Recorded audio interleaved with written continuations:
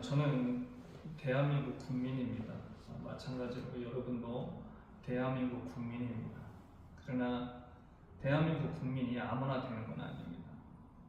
대한민국 국민은 국민이 될 수 있는 요건을 법률로 이렇게 정해져 놨습니다. 그걸 국적법이라고 하죠. 우리나라 국적법에 보면 대한민국 국민이 되는 요건은 기본적으로 속지주의와 속인주의에 해당하는 그 이론을 따릅니다. 즉, 이 땅에서 태어났거나 아니면 부모 중에 둘 중에 하나가 대한민국 국민이거나 이러면 그 사람은 태어날 때부터 대한민국 국민이 되는 겁니다. 그렇다고 한다면 우리가 하나님을 믿고 예수 그리스도를 우리의 주라고 고백을 하는데, 그럼 하나님 나라의 시민이 되려면 그러면 어떤 요건이 필요하냐? 성경은 뭐라고 얘기하냐면 요한복음에 이런 대목이 나옵니다. 니고데모라고 하는 사람이 있습니다. 그는 바리새파이면서 공회원이었습니다. 이 사람이 어느 날 밤에 예수님을 찾아옵니다. 그러면서 대화를 나누죠. 당신이 하는 모든 일을 하나님이 함께하지 않으면 이루어질 수 없는 거다. 그때 예수께서 뭐라고 얘기하시냐면 사람이 거듭나지 아니하면 하나님의 나라를 볼 수 없습니다. 이렇게 말씀하십니다. 요한복음 3장 3절에 이렇게 나와 있습니다. 즉 우리가 하나님 나라에 들어가려면, 즉 하나님 나라의 시민이 되려면 어떻게 해야 된다? 거듭나야 된다. 이렇게 말씀하고 계시는 거죠. 거듭나면 무엇입니까? 변화가 되는 거죠. 우리의 몸과 마음이 하나님의 뜻에 맞는 사람으로 변화되는 것, 이게 바로 거듭난다는 그런 말의 핵심이 될 수 있겠습니다. 이렇듯 거듭나야 우리가 하나님 나라를 볼 수 있는데, 그렇게 하나님 나라에 들어가지 못하는, 거듭나지 못하는 자들이 있습니다. 그런 사람들의 특징은 첫 번째, 하나님의 뜻을 깨닫지 못합니다.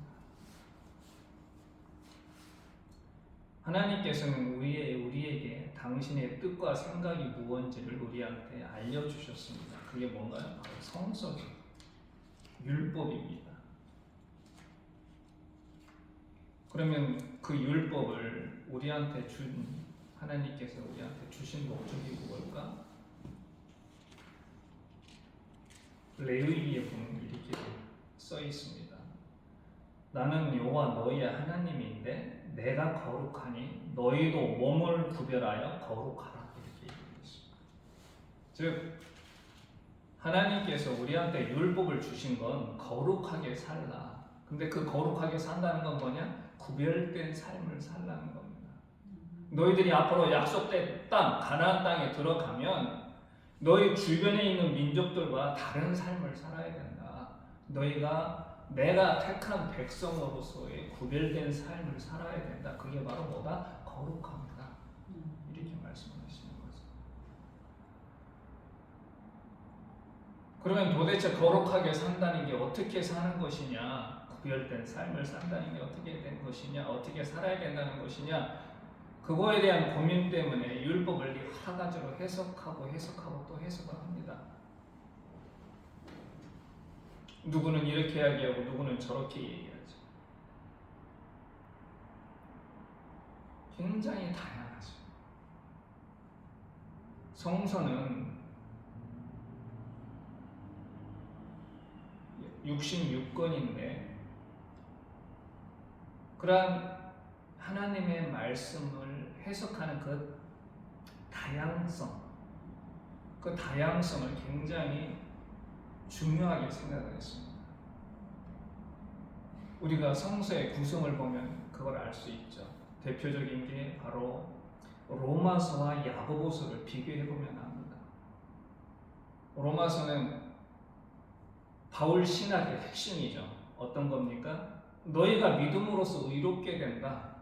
이신칭의, 즉 믿음으로 구원받는다 이런 얘기가 되는 거고, 야고보서는 어떻게 해야 된다? 믿음도 중요하지만 행위를 해라. 즉 행위 구원을 강조를 합니다. 전혀 다른 두 가지가 한 성경에 있습니다. 이것뿐만이 아니죠. 구약도 마찬가지입니다.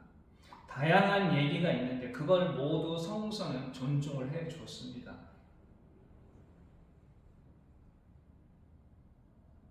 또 한 가지는 뭐냐? 지금 말한 그 다양성을 성서는 다 포용을 했다는 거죠.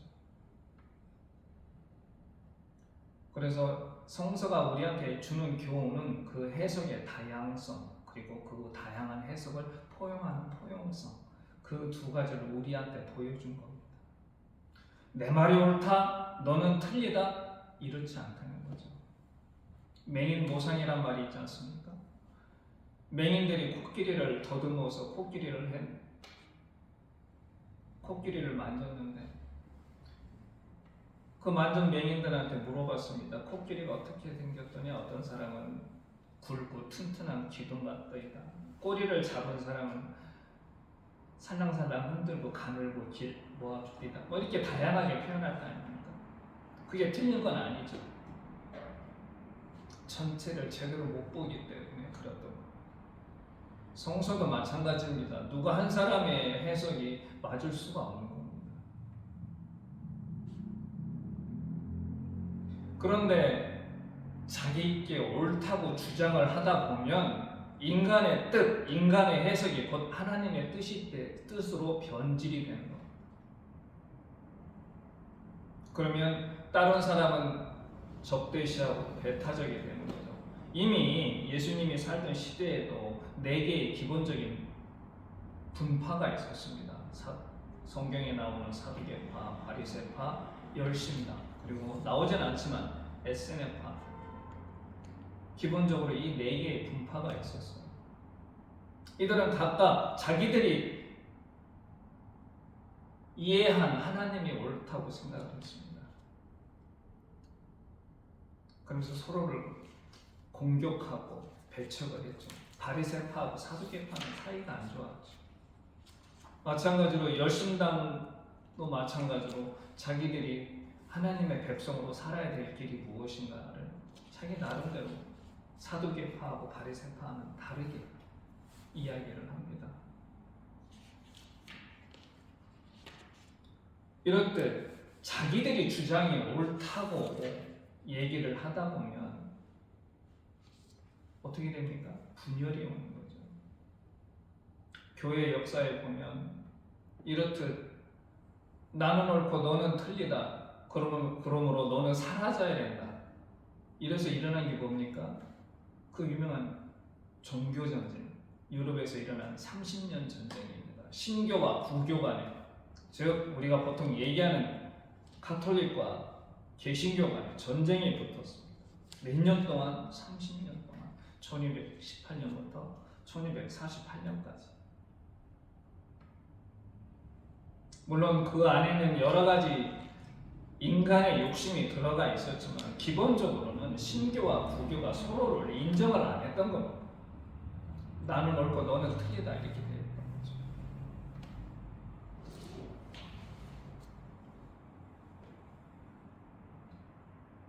이러한 분열의 역사는 한국 기독교에도 그대로 드러납니다. 장로교 역사만 보더라도 그렇죠. 장로교도 신학적인 차이에 의해서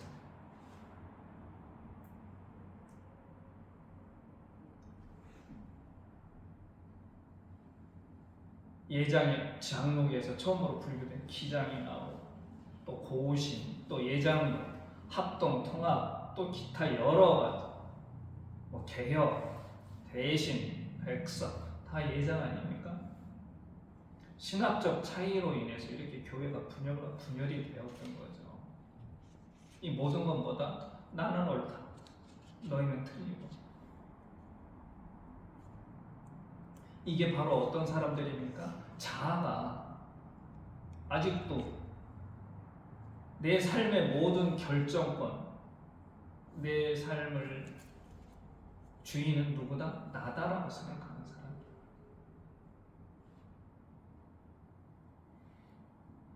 이런 사람들의 특징은 뭔가요? 하나님 말씀에 순종하지 않습니다. 불순종하죠. 성서의 그 대표적인 사람이 누굽니까? 사울왕이었습니다. 사무엘 선지자한테 하나님께서 사울한테 일러라, 아말렉을 하고 전쟁을 해서 아말렉을 좀 이런 표현을 하는데 정멸시켜라. 남녀노소 가리지 말고 모든 가축 싹 없애라. 너희들이 가나안에 들어올 때 아말렉이 너희들한테 해를 끼쳤기 때문에 지상에서 사라져버리게 해라. 이렇게 얘기를 했는데 사울은 어땠습니까?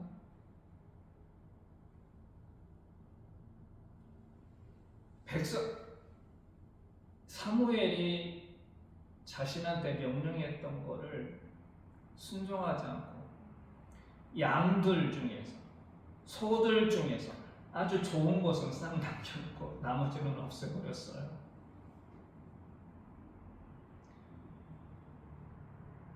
사무엘이 물어봅니다. 도대체 저 소리가 뭐냐 이렇게 물어봐요.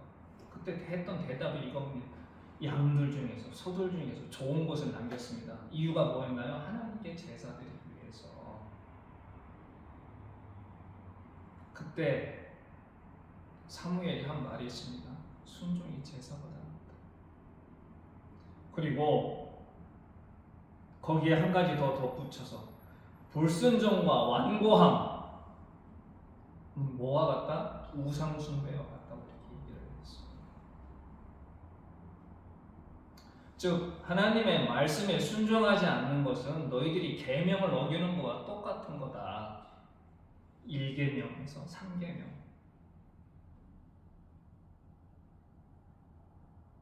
하나님께서 가장 싫어하는 범죄가 뭡니까? 우상 숭배 아닙니까?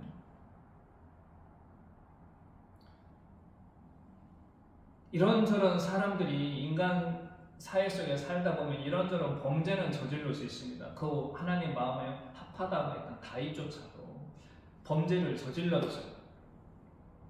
근데 그게 하나의 멸망으로 이끌어가지는 않았습니다. 근데 가장 싫어하는 범죄는 뭐냐? 하나님의 말씀에 순종하지 않고 하나님을 보다 우상을 숭배하는 것. 이걸 정말 하나님은 싫어하십니다. 열왕기에 보면 쭉 그 내용이 나와요. 여로보암의 죄가 뭐였습니까? 우상 숭배였어요. 이 가장 싫어하는 범죄, 우상 숭배.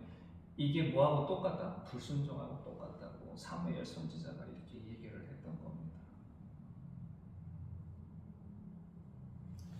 이 자아가 강한 사람은 탐욕스러워요.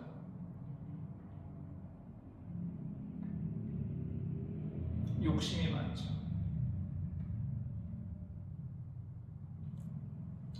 안타깝게도 교회가 이렇게 갈라졌던 것은 탐욕의 결과였습니다.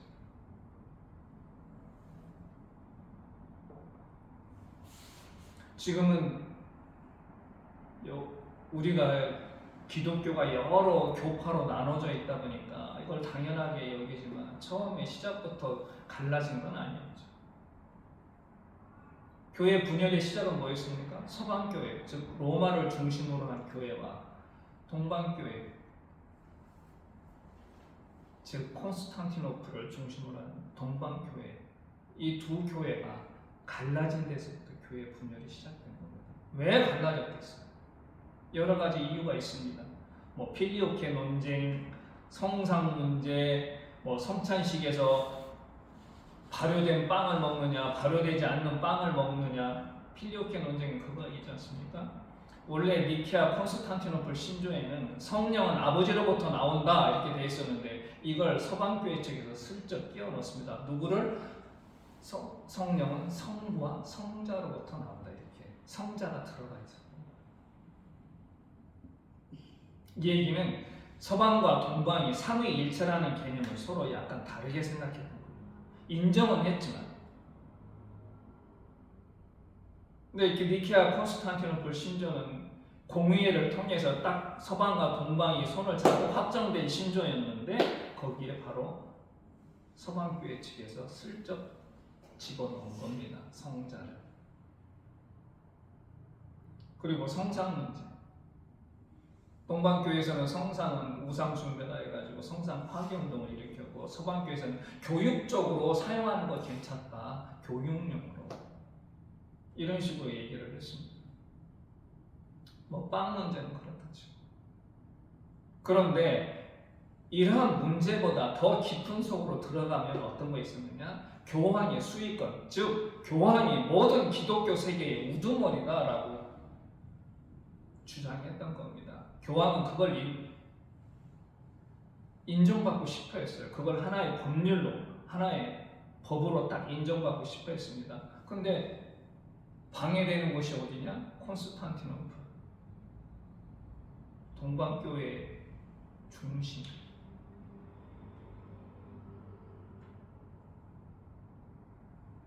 가장 교회의 분열의 핵심은 그거였습니다. 교황의 욕심. 쉽게 얘기하면 우두머리가 되고자 하는 그 욕심. 겉으로 드러나 보기에는 교리상의 문제가 있었던 것 같지만 그 핵심에 들어가면 뭐가 있습니까? 인간의 탐욕.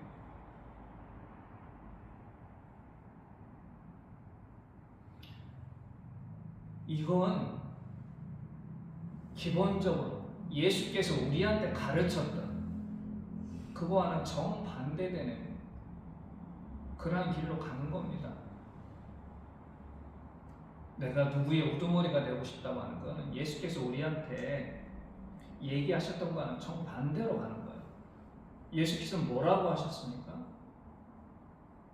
예루살렘에 가까웠습니다.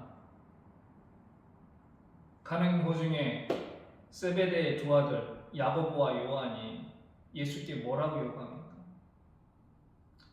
당신이 영광 받으시면, 즉 당신이 왕위에 오르시면 나를, 야고보와 요한이 뭐냐면 당신과 좌편과 우편에 우리를 앉혀주시죠 이렇게 얘기했어요. 즉 뭐냐? 우리를 2인자, 3인자로 삼아 주십시오 이렇게 얘기했던 겁니다. 이것 때문에 제자들 사이에 분쟁이 일어나죠. 그걸 보시고 예수께서 뭐라고 얘기하시냐면, 너희들 중에 크고자 하는 자는 너희를 섬기는 자가 되고 너희 중에 크고자 하는 사람은 모든 사람이 종이 되어야 할 것이다 이렇게 되겠어요. 즉 예수를 믿고 예수의 제자로 사는 삶은 뭐냐? 섬기는 삶, 종의 삶을 살아야 된다. 교황이나 콘스탄티노플 대주교가 생각했던 거와는 전혀 반대되는 그런 삶을 살아야 된다는 겁니다. 우리는 섬기는 삶을 사는 거고 종이 되는 삶을 사는 거지, 누구의 우두머리가 돼서 대접받고 인정받고 권위를 내세우는 그런 삶을 사는 게 아니라는 겁니다. 예수께서도 항상 그렇게 실천하셨고 죽기 전에 그 실천을 보이기 위해서 어떻게 하셨습니까? 제자들의 발을 씻겨주셨죠. 너희도 나처럼 나가서 해라. 이렇게 내가 너희의 발을 씻겨줬던 거죠. 이런 종의 모습으로 살아. 자아가 살아있는 사람은 이러한 삶을 살 수가 없는 겁니다. 하나님의 말씀에 순종하지도 않고 자신의 탐욕, 욕심, 자신의 생각을 버리지도 못하는 거죠. 이 교황처럼. 거듭나지 못한 자의 또 하나의 특징은 뭐냐? 결과주의적 사고를 합니다. 결과주의라는 게 뭔가요? 모든 행동의 결과를 보고 그 사람의 행동의 옳고 그름을 판단하는 게 결과주의죠. 이게 윤리 이론 중에 하나입니다. 목적론적 사고죠. 이러한 사고에 쩌들었던 사람들이 누굽니까? 바리새파였어. SNF파도 마찬가지죠.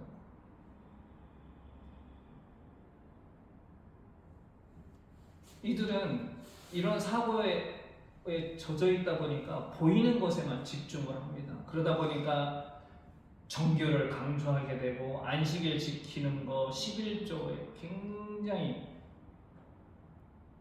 집중하고 그걸 강력하게 주장을 했습니다. 이거를 하지 못하면 다 뭐가 된다? 죄인이 되는 거죠.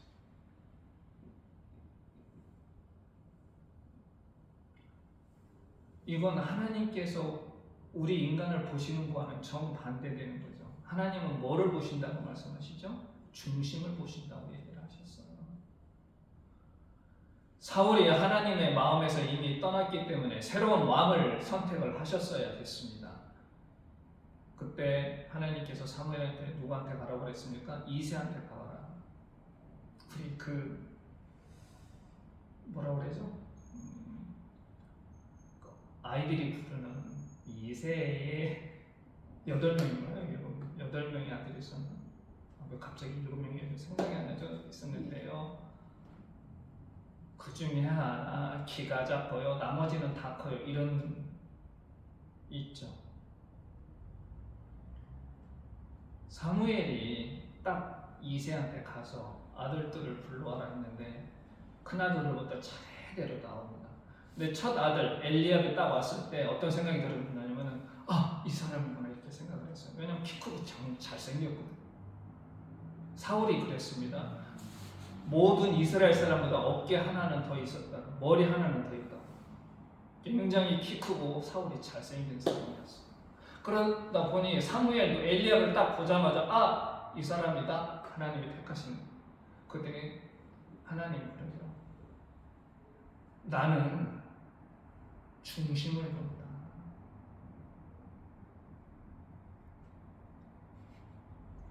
굉장히 웃기지 않습니까? 사무엘과 같은 대선지자, 누구보다 하나님의 뜻을 잘 알고 있다고 이게 딱 생각이 드는 사무엘, 때로는 이렇게 겉모습만 보고선 사람을 판단하는 경우가 있는 거죠. 이건 하나님이 우리 인간을 보는 방식과는 전혀 다른 방식이 되는 거예요.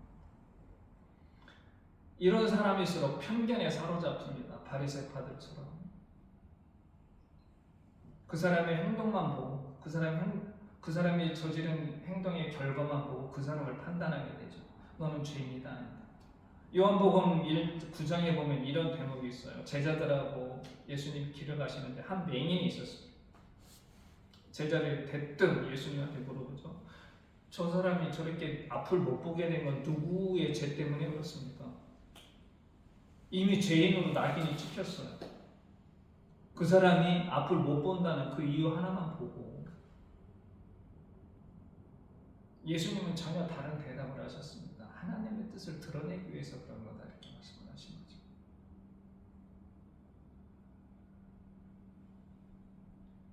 요즘에도 우리는 이런 편견에 사로잡혀가지고 보이는 것만 집중하다 보니까 자칫 오해하거나 차별을 하게 됩니다. 어떤 거예요? 종교적으로. 특히 우리는 기독교인들은 이슬람에 굉장히 예민합니다. 이슬람을 무슨 강도나 강간범으로 생각해요. 굉장히 배척을 하죠. 십자군 전쟁이 왜 일어나는가? 투르크군, 즉 이슬람에 대한 오해에서 비롯한 겁니다. 그 이슬람 군들이 기독교인들을 살해한다, 성지순례 이런 식으로 폭력을 휘둘러 이런 오해에서부터 시작이 된 겁니다. 지금도 그런 오해를 우리 기독교인들은 품고 있어요. 십자군 전쟁하면 이슬람을 완전히 나쁜 놈으로 몰아갑니다. 근데 정작 잔인한 행위를 했던 건 십자군들이었어요. 예루살렘 탈환했을 때 어땠습니까? 그 안에 있는 유대인, 이슬람 가리지 않고 다 죽여가지고 피가 발목에 찼다고 이렇게 표현이 될 정도로 그걸 십자군들은 하나님께 피로써 제사 드렸다 이렇게 생각을 했어요. 또 인종적으로 우리나라 사람들 특히 백인에 대해서 굉장히 우호적이죠. 반면에 흑인이나 유색인종이나 특히 동남아인들한테서는 굉장히 깜봅니다. 쉽게 표현을 하자면 우습게 생각하죠. 하다못해 학교에서 외국어 교사로 채용을 하더라도 백인이 우선 채용되는 그런 현상이 벌어지는 겁니다. 그러다 보니까 굉장히 인종적인 차별도 심합니다. 대한민국 사람은. 또 하나 기독교인들 중 성소수자들에 대한 차별도 굉장히 심하죠. 특히 남성 동성애자들에 대해서 에이즈의 주범이야.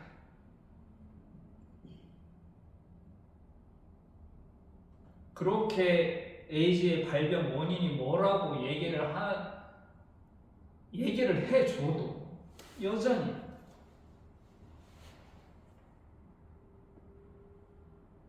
동성애자, 성소수자들에 대한 인식이 좋지 않습니다. 이게 전부 다 편견에 사로잡힌 거죠.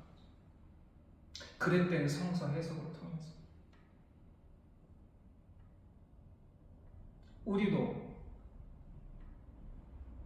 그런 어리석은 우를 범할 수 있는 충분한 요건이 되는 사람들입니다. 사무엘을 보십시오. 다윗을 보면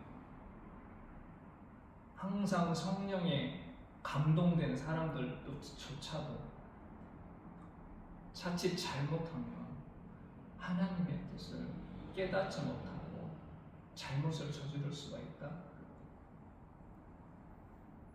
성경은 그걸 분명하게 얘기를 해주고 있습니다. 그러면 우리가 거듭나려면 어떻게 해야 되겠습니까? 우리가 하나님 나라에 들어가려면 거듭나야 되는데 거듭나기 위해서는 어떻게 해야 됩니까? 예수께서 뭐라고 니고데모한테 얘기하냐면 사람이 하나님 나라에 들어가려면 물과 성령으로 거듭나야 된다. 이 얘기는 오직 하나님의 은혜를 통해서만 너희가 거듭날 수 있다. 바리새파들처럼 우리가 율법만 열심히 잘 지키면 우리의 행위로서 구원받을 수 있다 이렇게 생각하는 것이 아니라 너희가 하나님 나라에 들어가는 즉 거듭나기 위해서는 하나님의 은혜가 아니면 안 된다 이렇게 얘기했어요. 잠시 제가 싫어하는 것 듣는 사람은 싫어하겠지만 헬라어 원문을 좀 얘기를 좀 해야 될 것 같습니다. 3장 3절 니고데모하고 처음에 예수께서 대화를 나누셨던 그 대목인데 우리는 이렇게 얘기해요. 진실로 진실로 내게 이르노니 사람이 거듭나지 않으면 하나님 나라를 볼 수 없느니라. 우리 성경에 그렇게 써 있는데 원문에 뭐라고 되어 있냐면 앞에 그리스에 예수스 카이 에이펜 아우터 아멘 나멘 레고 소이 에암메티스 게네스 아노스텐 우디나타이 데인텐 바실레이아 투 페우 앞에 그리스에 예수께서 대답하시고 카이 에이펜 아우토 그에게 말씀하셨다 이런 거입니다. 뭐라고 말씀하셨냐? 아멘 아멘 진실로 진실로 레고 소이 내가 너에게 말한다. 레고가 말하다라는 뜻이거든요. 내가 말한다. 소이 너에게 에안 메티스 게네스 아노센 여기 대목이 중요한 겁니다. 에안 메티스 게네스 이거 가정법 표현이죠. 영어로 따지면 가정법 표현인데 에안 메티스 게네스 누구든지 매 게네세 태어나지 않는다면 어떻게 아노센 위로부터 성경에는 거듭났다고 이렇게 표현이 됐지만 헬라어 원문에는 뭐라고 되냐? 아노센 위로부터 위가 누굽니까? 하나님으로부터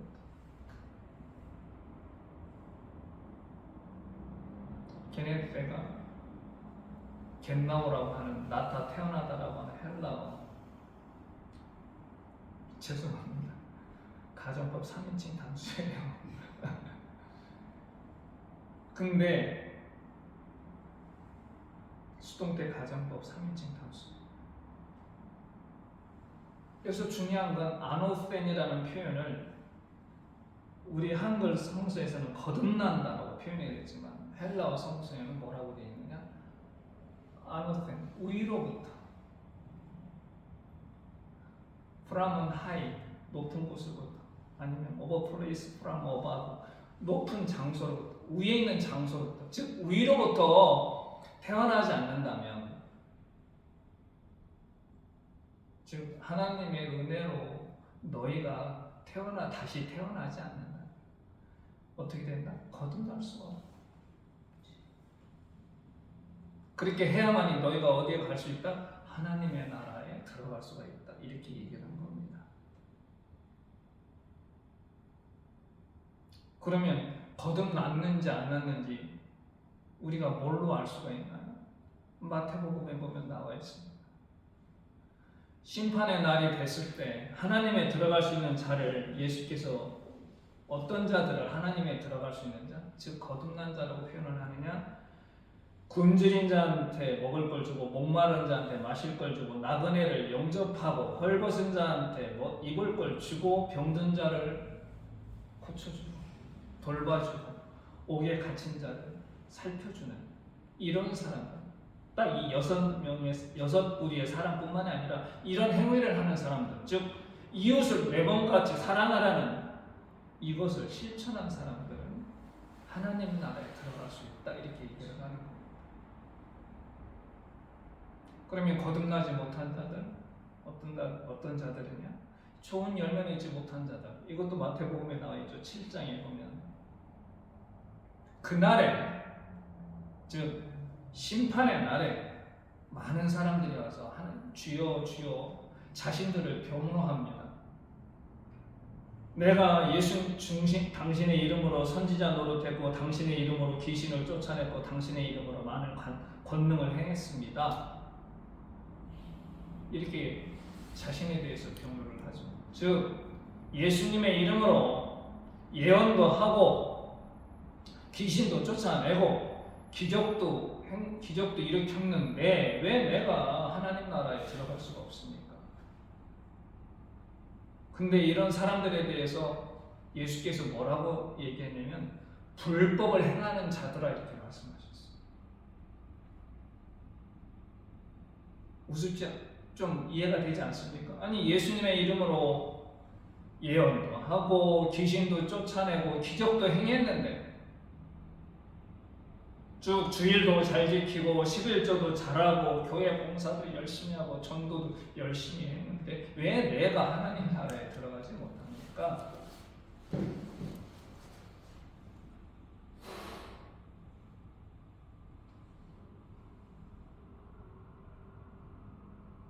그 이유가 바로 그 위에 제가 말씀드렸던 마태복음 25장에 나와 있는 것입니다. 예수께서 서기관한테 얘기했다. 바리새파 서기관한테 얘기했다.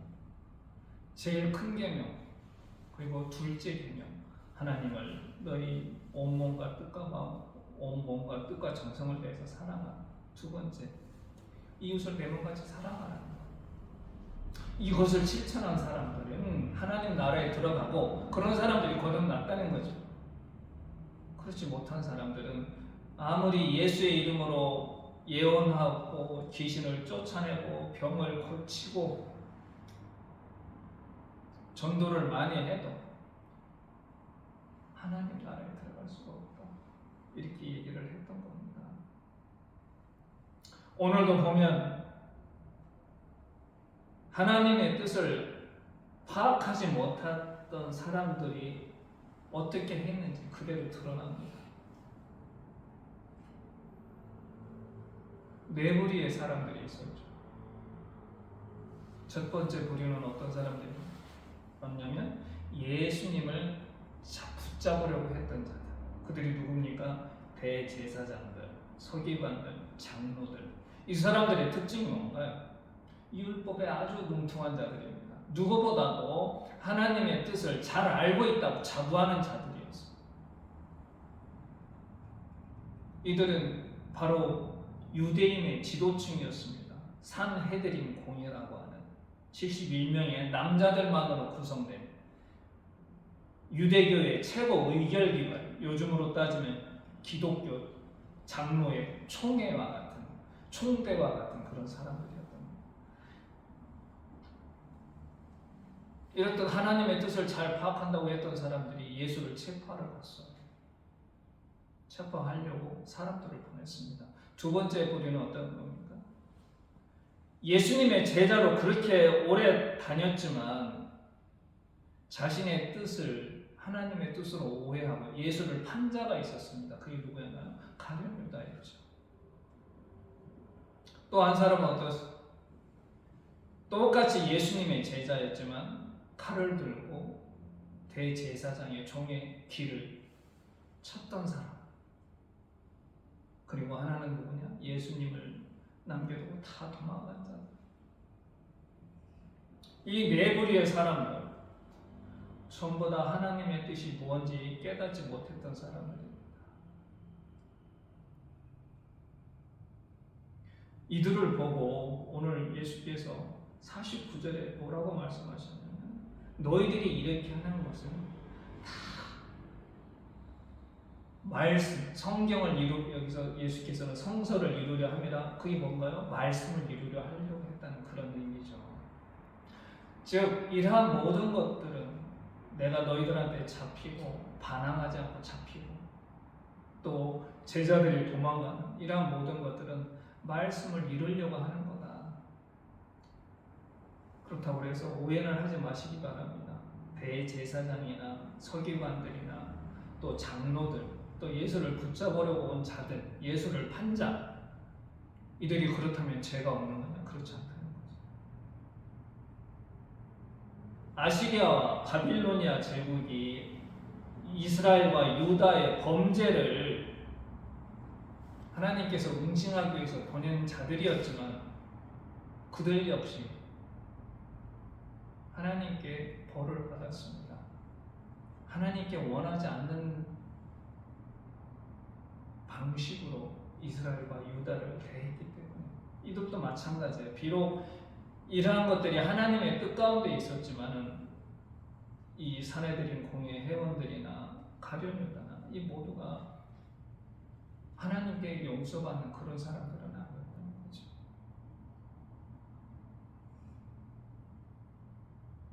중요한 건 예수께서는 하나님의 뜻이 무엇인지 알았기 때문에 이 모든 걸 감내하셨다는 겁니다. 중요한 건 같이 따라다녔던 제자들이나 또 누구보다도 율법을 잘 알고 있다고 자부했던 사람들은 전혀 하나님의 뜻을 이해를 못했다는 겁니다. 이 얘기는 뭐냐? 거듭나지 못했다는 거죠. 아까 말씀드렸다죠.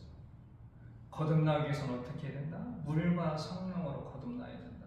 핵심은 성령으로 거듭나야 된다. 거듭나지 않으면 하나님의 뜻을 파악할 수 없습니다. 왜냐하면 성서라고 하는 것, 말씀이라고 하는 것은 하나님의 영에 감동되어져 쓰여져 있기 때문에 하나님의 영을 통하지 않고서는, 성령을 통하지 않고서는 하나님의 뜻을 우리가 이해를 할 수가 없는 거예요.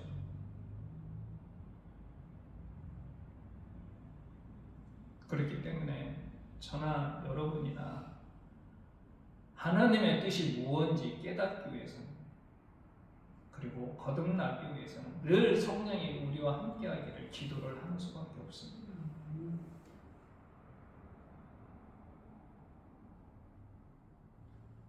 지금처럼 혼란하고 앞으로는 더욱더 늘 제가 얘기하는 거지만 예수님을 믿고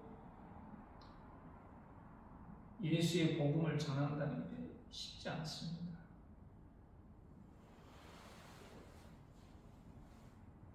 외부의 도전도 있지만 우리 내부에서 생기는 여러 가지 도전도 있죠. 그러한 것들을 우리가 이기기 위해서는 뭘로 이기는 수밖에 없습니까? 말씀으로 이기는 수밖에 없어요. 예수께서 40일 동안 광야에서 금식하신 후에 사탄을 통해서 시험받을 때도 뭘로 이겼습니까? 말씀으로. 우리가 말씀에 능통하지 않아요. 말씀을 늘 묵상하면서 하나님의 뜻이 무엇인지 깨닫지 못한다면 우리 앞에 닥치는 모든 도전을 우리가 이겨나갈 수가 없습니다. 때를 얻든지 못든지 우리가 늘 복음을 전해야 될 터인데 가장 복음의 핵심은 뭐다? 말씀인 거죠. 삶에 지치고 힘들고 어려운 거 다 압니다. 그렇지만 우리가 우리의 의지를 가지고 노력하지 않는다면 우리는 어쩌면 여기 대제사장이나 서기관이나 장로들처럼 우리는 그저 문자적으로 드러나는 것만 통해서만 우리는 피상적으로 하나님의 말씀을 이해할 수밖에 없는 그런 사람이 될 수도 있습니다. 어쩌면 우리 모두 항상 기도하면서 기도로 깨어있고 말씀을 묵상을 통해서 늘 성령이 함께하길, 그리고 이 성령의 감화 감동을 통해서 하나님의 뜻을 이해하기를 늘 추구하는 저와 여러분이 되기를 간절히 기원합니다. 기도하겠습니다. 하나님 감사합니다. 이 세상이 비록 어둡고 혼란스러워도 주님께서 저희와 함께 하심을 믿습니다. 성령께서 늘 저희와 함께 하셔서 저희들이 밝게 깨어있어 너희 주님의 뜻이 무엇인지 올바로 깨닫고 이 땅에 주의 나라를 세워나가는데 부족함이 없게 하여 주시옵소서. 많은 시험과 고난이 저희한테 닥칠지라도 주께서 늘 저희와 함께 하시고 저희의 방패가 되시고 저희를 인도하여 주시옵소서. 예수님의 이름으로 기도드립니다.